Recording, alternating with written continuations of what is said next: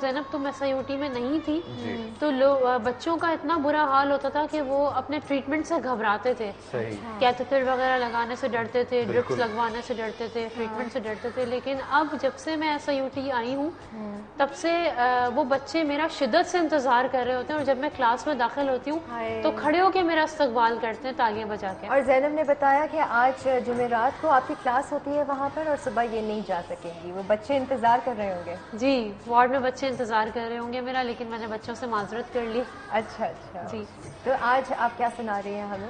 आज मैं एक वॉलंटरी सॉन्ग है, क्योंकि मैं भी SIOT में वॉलंटरी वर्क कर रही हूँ। हमने पेशेंट बच्चों के लिए बनाया है, आओ मिलकर बांटे दुख सुख की बात करें। और ये सॉन्ग लिखा है हमारे जावेद मीर साहब हैं। वो भी मेरे साथ SIOT में बच्चों के लिए एंटरटेनमेंट देते हैं OPD में। तो वो बहुत अच्छे कंपोजर भी हैं, वही उन्होंने ही लिखा है, उन्होंने ही इसकी धुन बनाई है। क्या बात, माशाल्लाह। तो हो जाए फिर कुछ? जी बिल्कुल।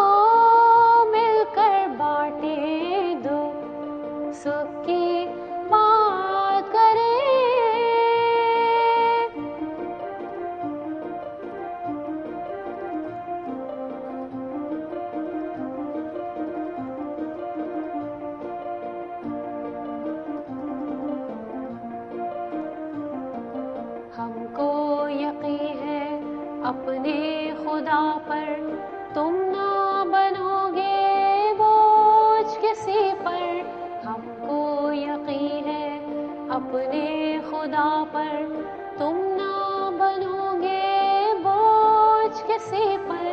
हिम्मत से हर काम करोगे, हिम्मत से हर काम करोगे, खुशियाँ अपने नाम करोगे।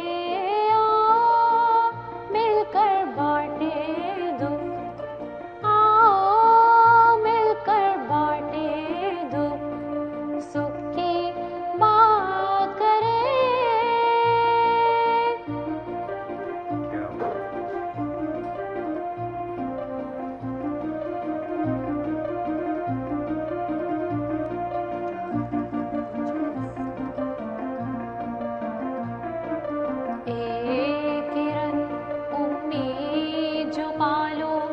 उससे बुझते दिए जला लो, एक किरण उम्मीद जो पालो, उससे बुझते दिए जला लो।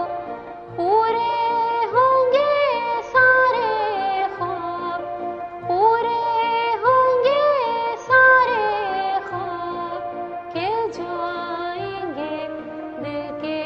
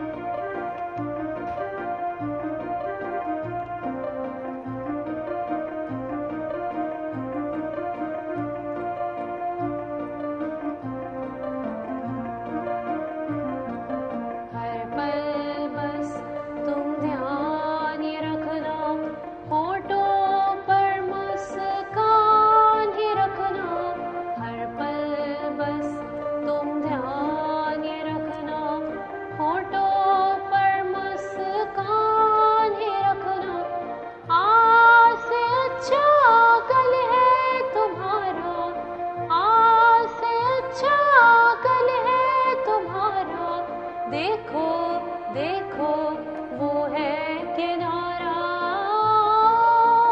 मिलकर बांटे दुख, आओ मिलकर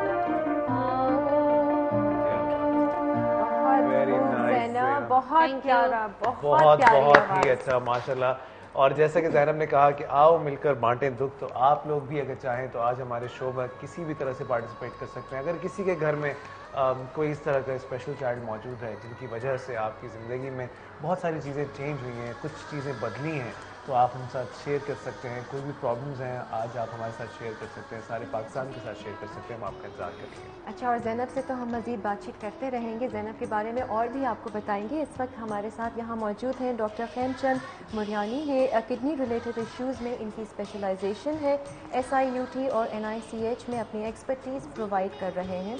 आज हम इनसे गुर्दों से रिलेटेड कुछ ऐसी बीमारियों के बारे में जानेंगे जो बच्चों को कई तरह की डिसेबिलिटीज़ में इन्वॉल्व भी कर देती हैं। इनके साथ तशरीफ़ रखती हैं फौजिया, एक ऐसी बाहिम्मत और बहादुर माँ जिन्होंने 4.5 साल तक अपने बच्चे की बीमारी से ये लड़ती रही हैं। कहते हैं कि इन स्पेशल बच्चों के माँ बाप भी उतने ही स्पेशल होते हैं।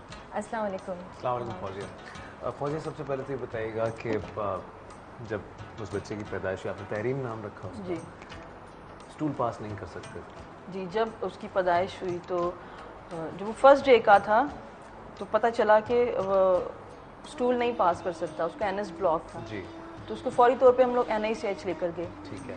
तो वहाँ उन्होंने कहा कि जी इसकी क्लोस्टोमी बनेगी पहले तो, क्योंकि इसको हम लोग नीचे से इसका रास्ता डायरेक्ट नहीं बना सकते क्योंकि बहुत छोटा है अभी।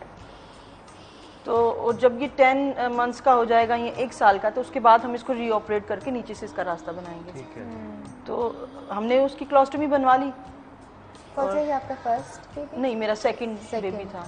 बड़ा बेटा मेरा है, एक और 7 साल का है। अच्छा, तो जब इसकी खबर आपको मिली थी पहली दफ़ा डिलीवरी के बाद, तो क्या आपके? नहीं, थोड़ी सी परेशान हुई थी, लेकिन मुझे ये था कि ठीक है, बहुत सारे बच्चे होते हैं ऐसे। ये इम्परफेक्ट NS तो अभी काफ़ी कॉमन हो चुका है, बहुत सारे बच्चों में ये आ रहा है। ये आपका माइंड लेकिन उन लोगों के लिए है कि जिनको पता नहीं है इस चीज़ का। अभी बहुत सारे बच्चे ऐसे हैं, अभी भी आप NICH जाएं तो आपको बहुत सारे बच्चे ऐसे मिलेंगे जिनकी क्लोस्टोमियाँ बनी हैं।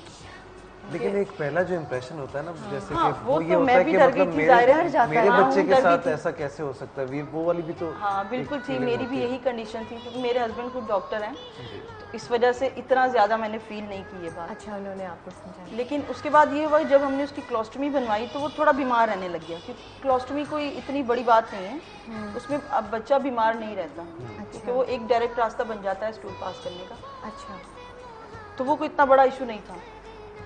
प्रॉब्लम यहाँ हुई कि वो जो क्लोस्टोमी थी वो प्रोलैप्स हो गई उसकी। बहुत रोता था, बहुत शाउट करता था। जो 23 डेज़ का हुआ तो फिर वो बिल्कुल अनकॉन्शियस हो गया था, फिर उसको ICU में एडमिट किया गया। उसके बाद पता, जब उसकी कंप्लीट इन्वेस्टिगेशन हुई तो वो केस सर के पास ही आया था।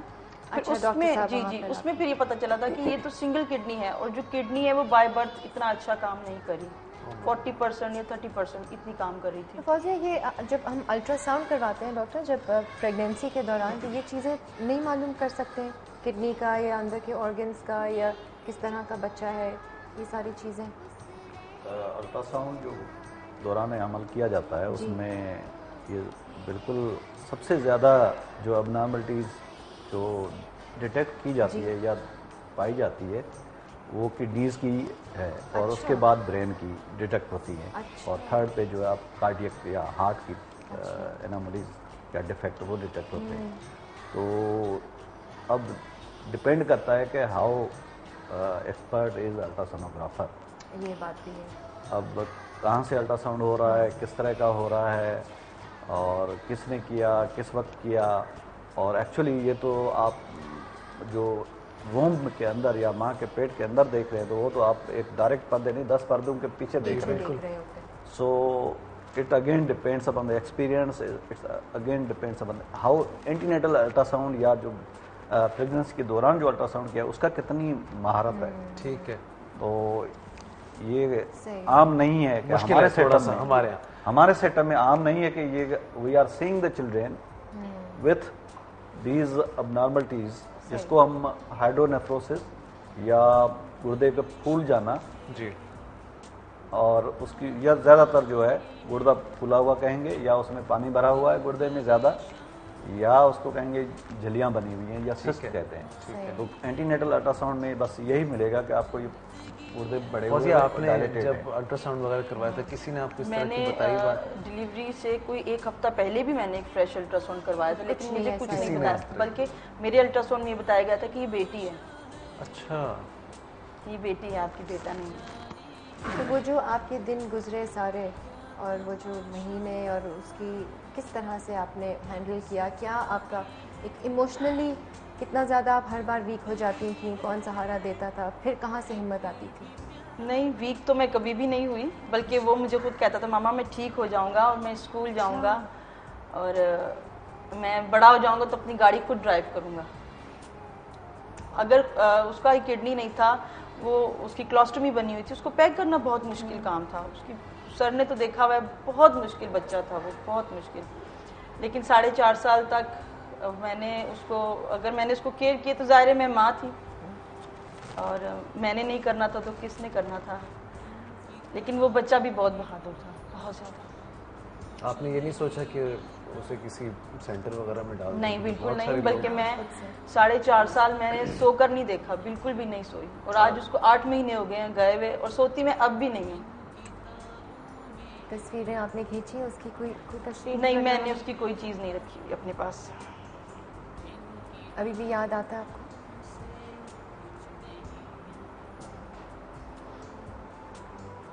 औलाद भूलने वाली चीज़ नहीं होती।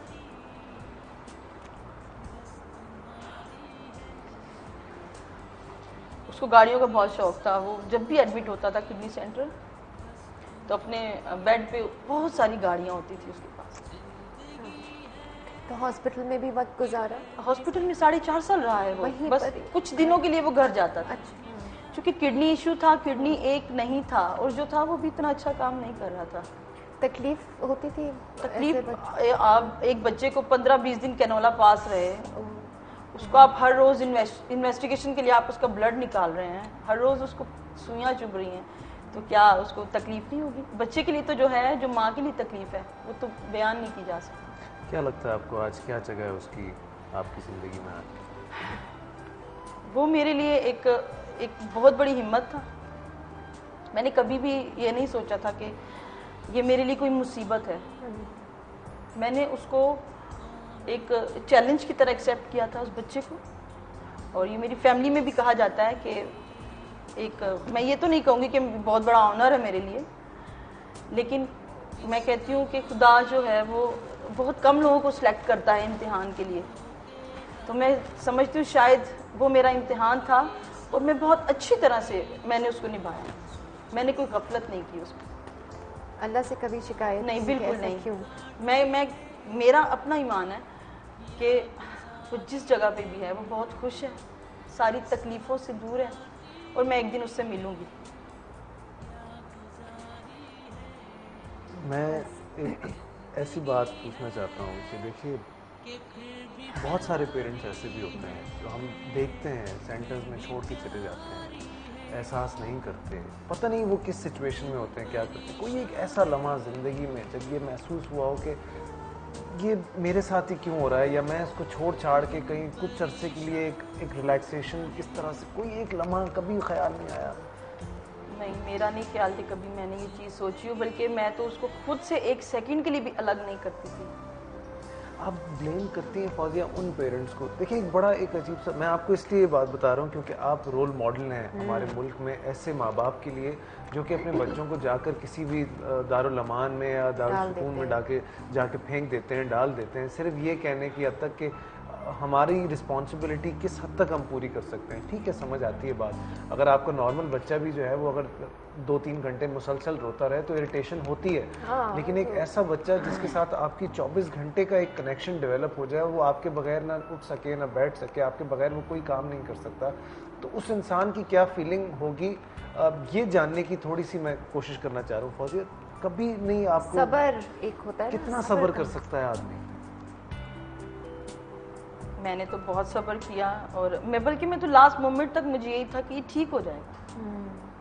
मैंने आखिरी वक्त तक मैंने उम्मीद नहीं, बिल्कुल नहीं हारी। जब वो अपनी डेथ से 2 दिन पहले सेप्सिस में चला गया, अनकॉन्शियस हुआ था, उस वक्त मैंने कहा अब नहीं ये वापस आ सकता, क्योंकि इंटरनली ब्लीड हो गया हुआ था, क्लोस्टमी उसकी ब्रस्ट हो गई थी, बॉडी पार्ट्स उसके काम करना छोड़ दिए थे बिल्कुल, क्योंकि डायलिसिस भी हो चुके हुए थे, उसके डायलिसिस पे भी चला गया था। इतनी छोटे बच्चे के यकीन आता डायलिसिस है आपको में कि वो अब नहीं है आपके साथ? नहीं, यकीन तो नहीं आता, लेकिन करना पड़ता है।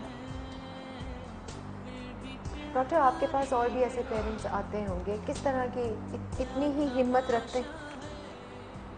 मेरे ख्याल से डॉक्टर साहब बहुत इमोशनल हुए। डॉक्टर साहब एक ब्रेक की तरफ चलते हैं, जब तक आप भी थोड़ा सा ज़रा सावधान हो जाए। ब्रेक की तरफ चलते हैं जी। मैं सिर्फ ये कहना चाहूँगा कि फौजिया एक रोल मॉडल है उन सब माओं के लिए, उन सब पेरेंट्स के लिए जो कि अपने बच्चों को जो है वो छोड़ छाड़ कर उनसे जान छुड़ाने की